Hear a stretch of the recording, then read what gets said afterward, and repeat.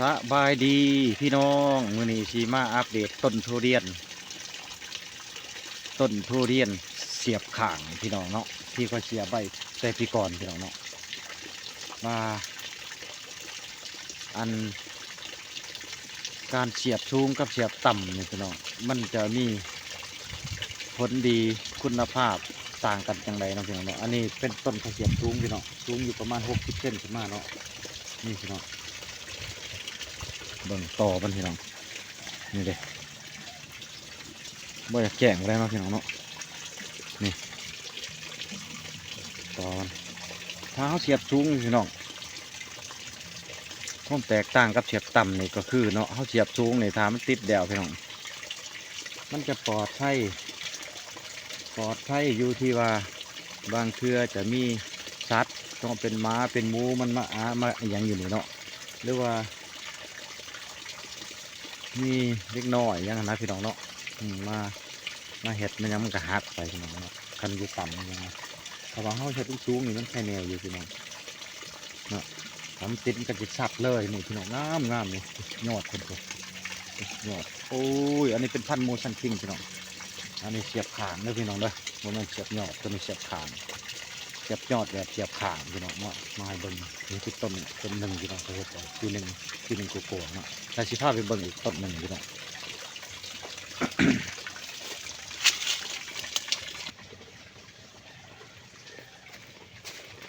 ไปเบิ่งกันพี่น้องนี่พี่น้องเนาะอันนี้เป็นแพรของเขาเนาะชิบว่าจะแจ้งไปแล้วเนาะพี่น้องเนาะนี่เป็นแพรเขากับผู้ดีปีกัวพี่น้องตัวนี้ก็ดีปีกัวเป็นพันธุ์โมซันคิงคือกันพี่น้องนี่ใบโมซันคิงจะออกแบบนี้เด้อพี่น้องเด้อจะต่างกับมอนทองเนาะแต่ชิพาไปเบิ่งมอนทองพี่น้องมอนทองนี่จะเสียบต่ำพี่น้องเนาะเสียบต่ำพี่น้องประมาณ20 เซนเนาะที่มี2 ต้นคือกันพี่น้องอยู่ข้างๆกันเดี๋ยวไปให้เบิ่งต้นอยู่ใกล้ๆนี่อันนี้เป็นพันธุ์โมซันคิงเด้อพูดพี่น้องปีกลัวที่เขา2 ปีพี่น้องเนาะพูด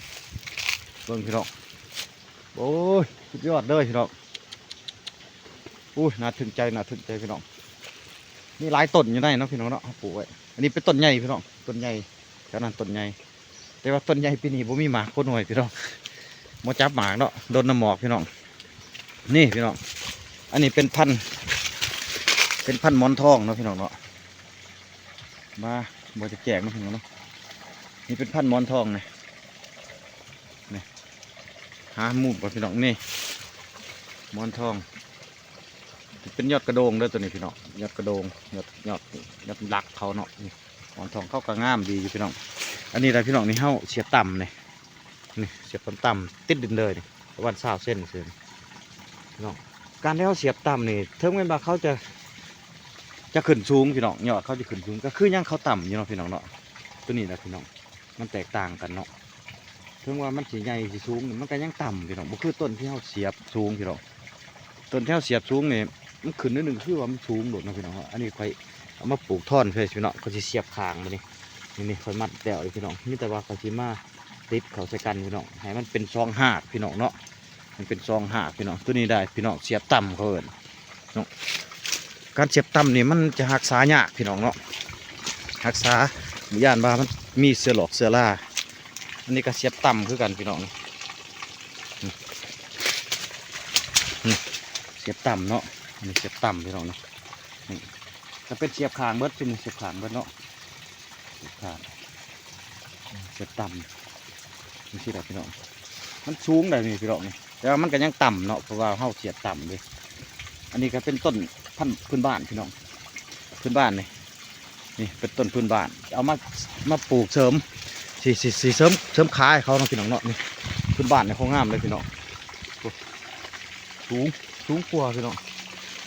ปลูกช่วงเดียวกันเนาะแต่ว่าต้นพันธุ์นี่ยังน้อยๆอยู่ยังต่ำแต่ว่าต้นพื้นบ้านนี่ใหญ่กว่าพี่น้องเนาะเอามาอัปเดตให้เบิ่งพี่น้องนี่กาแฟสวนกันเนาะแม่นกาแฟสวนพี่น้องปีนี้บ่มากเนาะพี่น้องเพราะว่าปีกายนี่เขาตัดออกลายพี่น้องเนาะปีกายนี่ตัดปีนี้บ่มากเนาะบ่มากแต่ว่าปีหน้าพี่น้องโอเคโดดพี่น้องเบิ่งสิเนาะ จนดำพี่น้องเนาะนี่ใบจนดำพี่น้องเงานี่เขากำลังสิออกดอกที่พี่น้องนี่กำลังสิเริ่มออกดอกเนาะเนาะเอามาให้เบิ่งพี่น้องพุดพี่น้องอันนี้เป็นต้นมักจันพี่น้องต้นมักจันนี่เขาขาทิมเบิร์ดพี่น้องเนาะขาทิมเบิร์ดบ่อยากให้เพิ่นมีในสวนพี่น้องมันห่มพี่น้องเนาะเขาบอกไปมักจันหลายพี่น้องไล่ออกเนาะอยากเอากาแฟพี่น้องเพราะว่ามักจันนี่มันบ่มีราคาพี่น้องราคามันต่ำพี่น้องเนาะโลหนึ่งกับประมาณ1,000 กีบพี่น้องโอ้ไปบ่รอดพี่น้องก็ยังดีแต่ว่าเขาปลูกแบบธรรมชาติพี่น้องเขาบ่ได้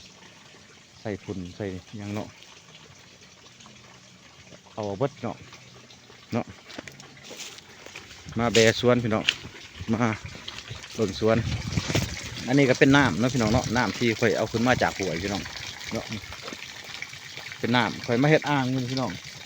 ค่อยเอาขึ้นใส่อ่างน้ำมันก็ไหลเลยจังซี่พี่น้องอันนี้เป็นน้ำขึ้นมาจากตะบันน้ำพี่น้องได้ขึ้นมาจากตะบันน้ำก็คือปั๊มน้ำแห้งดันสูงโดยที่ว่าบ่ได้ใส่เครื่องจักรและไฟฟ้าใดๆพี่น้องเนาะไปเอาน้ำปั๊ม